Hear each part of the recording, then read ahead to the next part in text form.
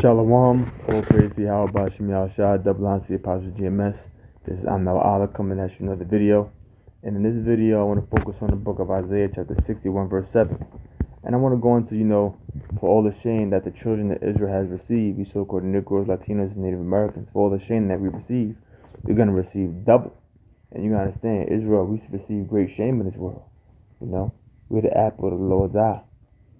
We're created we are the Lord's chosen people, and we suffer great shame, going through various captivities, genocides, so on and so forth, having our land stripped from us. We've been through a lot as a nation, so we received great shame. But for all that shame, we're going to receive double. So what we're going to receive in the kingdom is going to far surpass that shame. So let's get right to it. Isaiah 61:7. For your shame you shall have double. Look at the word double real fast. Mashanah. Double copy, second repetition. Okay. So for our shame, we're going to receive double, we're going to receive more. And for confusion, they shall rejoice in their portion. We receive great confusion, how people are lost to the knowledge of themselves. Lost to we are the people, calling themselves Africans, Moors, 5%ers, and whatever they're calling themselves. Now they're saying that they're the Indians, which the so-called Native Americans mean they're Israelites. But, our people are just all lost. For your shame, so-called Negroes, tribe of Judah, saying they're Indian.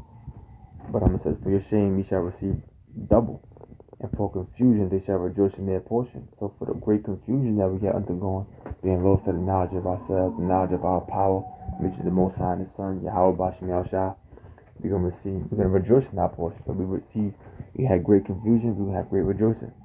Therefore in the land they shall possess the double, everlasting joy shall be unto them. So just as we receive a great shame, you're going to receive everlasting joy. So for the shame that we had gone through, we're going to receive greater. Okay?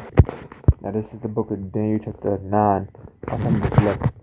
Yea, all Israel have transgressed thy law, even by departing, that they might not obey thy voice. Therefore the curse is poured upon us, and the oath that is written in the law of Moses, the servant of the Most High, because we have sinned against him. You can read about that in the book of Deuteronomy 20th chapter. It speaks about the blessings and the curses. When you go to the 15th verse on down, it starts to speak about the curses that the children of Israel were going to undergo if we didn't obey the Lord's statutes and commandments. And one of the many was that we were going to be taken over by a nation whose tongue, meaning language, that we didn't understand. We were going to be put into captivity. Everything, curse shall be all the things that we put forth our hand to do. So no matter what it that we seek to do is going to fail. Many curses. You can read about that in Deuteronomy 20th chapter. Okay? And he has confirmed his words, which he spake unto us. He confirmed it. And against our judges that judged us, by bringing upon us a great evil. So that's how he confirmed his word. That's how he confirmed that those words were true.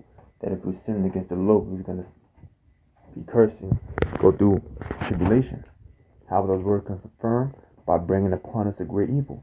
So all the things that were brought upon us was the confirming of the words of Yahweh Shem Shah. For under the whole heaven have not been done as have been done upon Jerusalem. So all the things that the children of Israel went through, no nation under heaven has undergone that. From the Babylonian captivity, the destruction of the temple, the Assyrian captivity, being under the Greeks, being under the Romans, under the Persians, being under the so-called white man here in America.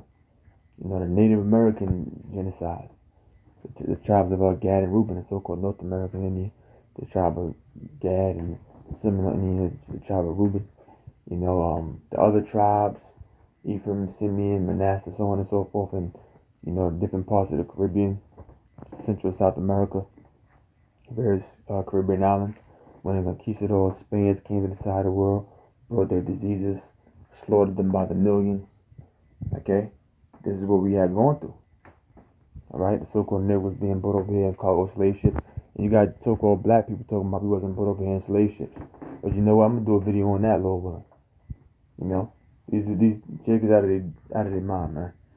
But it says, and he has confirmed his words which he spake unto us, and against our judges that judged us, by bringing upon us a great evil. For under the whole heaven have not been done as have been done upon Jerusalem. So we have went through no one under heaven, meaning on the, what's under heaven, the earth, right? Right? So no one on this earth have undergone what the children of Israel undergone. So guess what? If for our shame we're gonna receive double, and no one on earth has gone through what we're going through, and there's been all kinds of calamities that have taken place from the beginning of time. But none have gone through what Israel have gone through, according to what we read here in Daniel 9 and 12. Therefore, pursuing the Isaiah 61 and 7, for our shame we shall receive double, we're going to receive far greater, because we received a great shame, so much so that no nation under heaven has gone through what we went through. So guess what? We're going to receive a great reward. Okay? We're going to receive double. Alright? The show isn't going to be that long. This is the book of Psalms 126 and 5. For they that sow in tears shall reap joy. So guess what? The children of Israel have sown in tears. When you sow in something like sowing a seed, you're scattering the seed. You got a handful of seeds and you scatter on the soil. So we have sown in tears.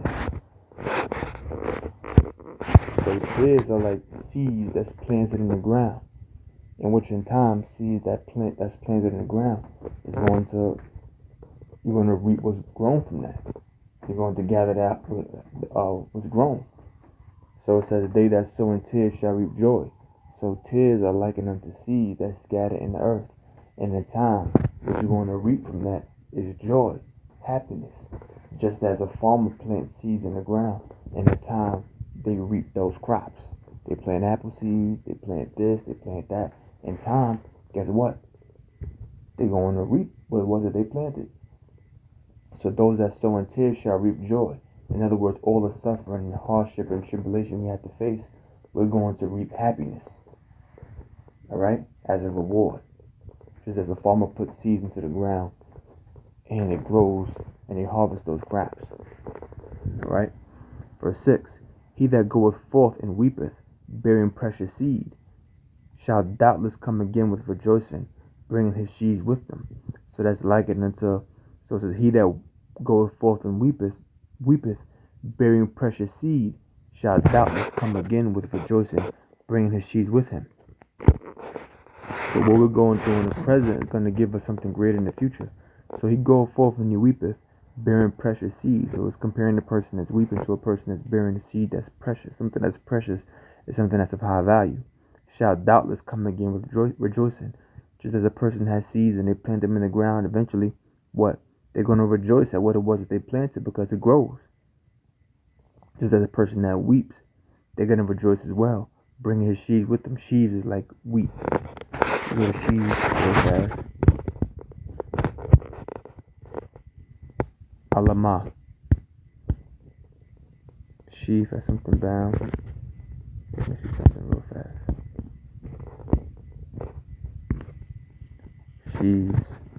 Sheaves, plural or sheaf or sheaf, refers to either bundles of grain of wheat, like wheat tied together, like what you see here in this farmer's hand. Alright. After like wheat tied together after harvest or in engineering, groove, wheels, pulleys, ropes, cables for lifting. So it's telling you, he that goeth forth and weepeth, someone that's weeping in the present, bearing precious seed, shall doubtless come again with rejoicing, bringing the sheaves with him. In other words, that present weeping is gonna lead to future rejoicing. Okay, so what we going through in the present, we gonna receive something greater. You just gotta be patient, man. You know, brothers, we got brothers that been in this truth for 5 years, 8 years, 15, 20 years plus. You know, we just gotta be patient, man. We almost out here. I know we've been saying that for a while, but you know what I mean, the day gonna come, we're gonna finally be out of here. We're gonna remember these videos. We're gonna remember what we said to each other. We're gonna remember what we read. You know what I'm saying? So we just gotta hold on a little while longer. Isaiah 62 and 4. Thou shalt no more be termed forsaken, neither shall thy land any more be termed desolate, but thou shalt be called Hephzibah, and thy land Beulah. For Yahweh Shema Shah delighteth in thee, and thy land shall be married. What does it mean, Hephzibah?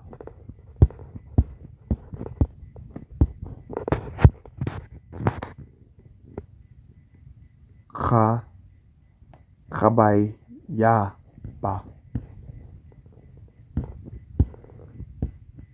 Oh, Kapa Tzaba. Kapa Tzayaba. Kapa Tzayaba. My delight is in her. There you go. And Beulah. Voila. To marry, rule over. So it says, thou shalt no more be termed forsaken, neither shall the land be any more be termed desolate, but thou shalt be called. Just slipped my mind.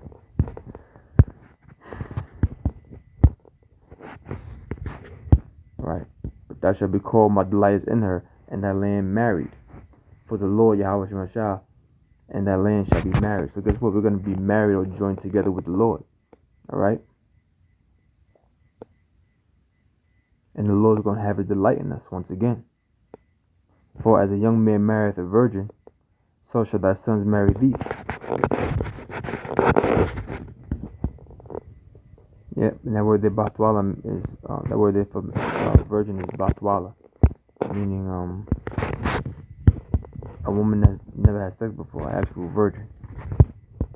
So it says, for as a young man marrieth a virgin, as a young man marrieth a woman that's never been touched before, she's never dealt with nobody else, so shall thy sons marry thee. And as the bridegroom rejoices over the bride, so shall thy Most High, so shall thy power rejoice over thee. So we're going to be like a woman that's pure, untouched, a chaste virgin in the sight of Yahweh Shemel Shah. And he's going to rejoice over us as a young man married with a virgin. So Yahweh Shah is going to rejoice over us in the kingdom of heaven, man. So, because we're going to have that second covenant. And our inward parts, we're never going to sin again. We're going to be perfect. So with that, I'm going to close and say, oh, praise the Yahweh Shemel Shah. I hope you learned something. Shalom.